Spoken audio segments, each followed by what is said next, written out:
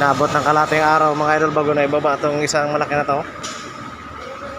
Yun, bali kanina umaga pa yan, hindi kami nakapag-deliver. Bali nakadeliver may isang bisis lang dahil matagal na ibaba ito. Kailangan pa nang may tatlong forklift para hop!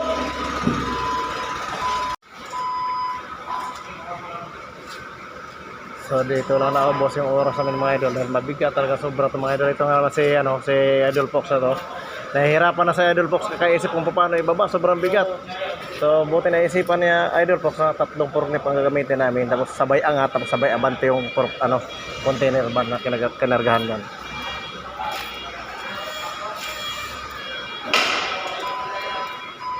Biyaheng Osamis Oriental pa yan mga idol, bibiyahe pa yan.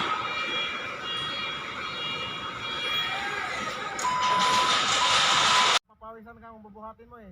Okay na yan, kayang-kaya na yan. Oo, wag. Isa lang yan. Kung dalawa sana yan, okay lang. Mabibitin ka lang yan.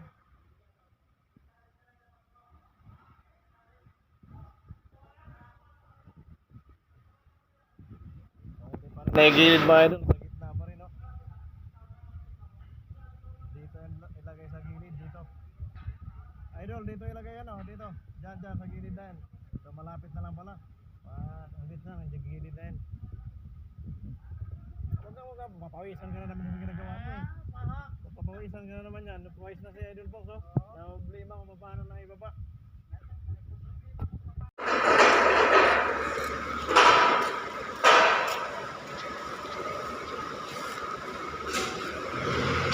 Ayan na, pagsasabahin na yung dalawang forklift.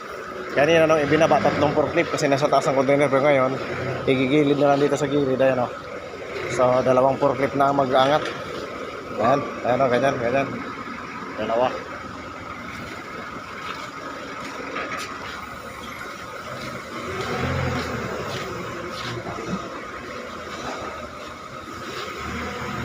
Okay, testing. Ayan na, umangat na. Kabila, umangat na yung kabila. Yung kabila lang umangat, yung kabila wala pa. Kulang, okay. Yan, okay, ganyan na. Okay na yan. Yay! Yay!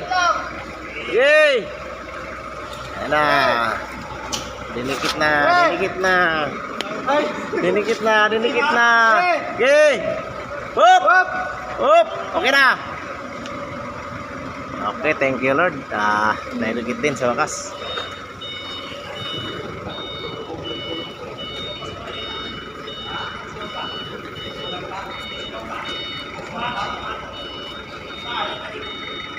Napalita?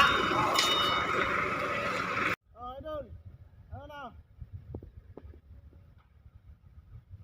Tapos na. Ito, nababa